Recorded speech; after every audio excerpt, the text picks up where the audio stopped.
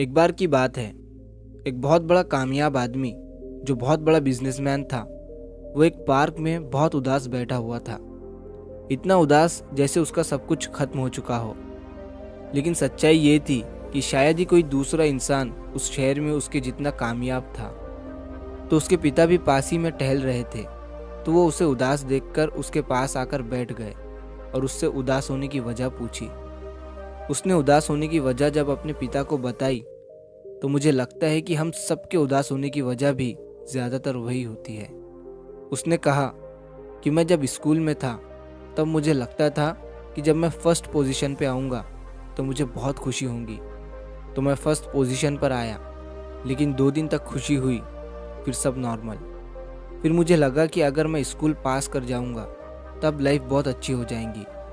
पास कर गया, फिर भी नॉर्मल। उसके बाद लगा ग्रेजुएट हो जाऊँगा तब लाइफ अच्छी हो जाएगी। ग्रेजुएट भी हो गया, फिर भी लाइफ नॉर्मल। उसके बाद मुझे लगा कि मैं अच्छी नौकरी हासिल कर लूँगा तब लाइफ अच्छी हो जाएगी।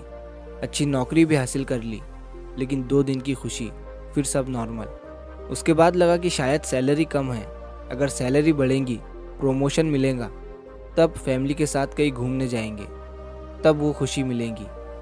लेकिन सैलरी भी बढ़ गई, बिजनेस भी शुरू कर दिया, लेकिन उस तरीके से घूमने जा ही नहीं पाए और फिर बिजनेस को ग्रो करने में उलझ गए।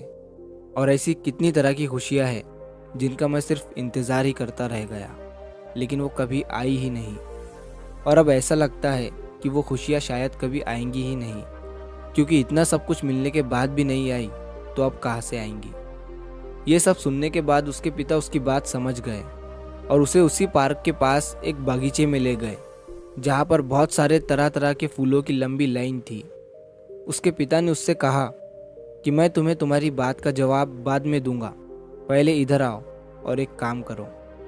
ये जो फूलों की लाइन है, तुम्हें इसके साइड से चलना है और इन फूलों में से सबसे अच्छा दिखने वाला फूल तोड़कर लाना है। लेकिन एक शर्त है, इस पूरी लाइन में तुम पीछे मुड़कर नहीं देख सकते हो और ना ही तुम पीछे वापस आ सकते हो, सिर्फ आगे देख सकते हो और आगे ही बढ़ सकते हो। अब उस आदमी ने उन फूलों की लाइन के साइड से चलना शुरू किया। बहुत सारे अच्छे अच्छे फूल उन फूलों की लाइन में लगे हुए थे, अलग अलग कलर के, अलग अलग खुशबू के। तो वह आदमी जब भी किसी फूल को तोड़ने के बारे में सोचता, तो उसे लगता कि शायद आगे अभी बहुत लंबी लाइन लगी हुई है, इससे भी सुंदर और इससे भी बढ़िया फूल आगे मिल जाएगा। तो इसलिए वो उस फूल को छोड़कर वहाँ से आगे बढ़ जाता। अब वो पीछे जा नहीं सकता था और आगे लाइन छोटी होती जा रही थी। तो ऐसा करते करते वो उस लाइन के एंड में पहुंच गया, जहाँ पर थोड़े ही फूल थे और उनमें से भी ज़्यादातर मुरझाए हुए थे। अब उसके पास कोई ऑप्शन नहीं था उन्हीं मुरझाए हुए फूलों में से एक फूल तोड़ने के अलावा। तो एंड में उसने वही किया, उन्हीं मुरझाए हुए फूलों में से उसने एक फूल तोड़कर अपने पिता के पास ले गया और उनको पूरी बात बताई कि पिताजी, मैं लाना तो सबसे अच्छा फूल चाहता था, लेकिन मुझे ये डर था कि अगर मैं शुरू में ही ये समझकर कोई भी फूल तोड़ लूँ कि वो सबसे अच्छा फूल है, तो आगे आने वाले इससे भी अच्छे फूल कहीं छूट ना जाए।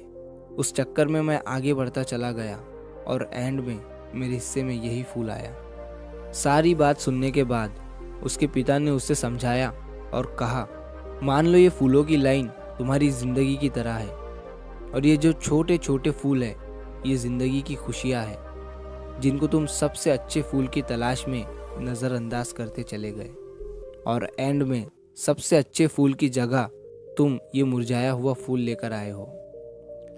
यही सेम चीज़ हम हमारी ज़िंदगी में भी करते हैं। बहुत बड़ी खुशी की तलाश में हम छोटी छोटी खुशियों को इग्नोर करते चले जाते हैं। किसी बहुत बड़ी कामयाबी के इंतज़ार में, परफेक्शन के इंतज़ार में छोटी छोटी अपॉर्चुनिटीज़ को मिस करते चले जाते हैं।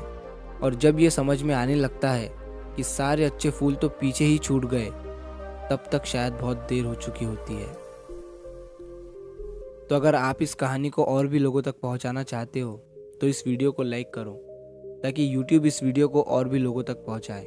और अगर कहानी अच्छी लगी हो तो चैनल को सब्सक्राइब ज़रूर करिए। मिलता हूँ मैं अगली बार इसी तरह की कहानी के साथ। तो सब्र करो, शुक्र करो और ज़िंदगी में आगे बढ़ो।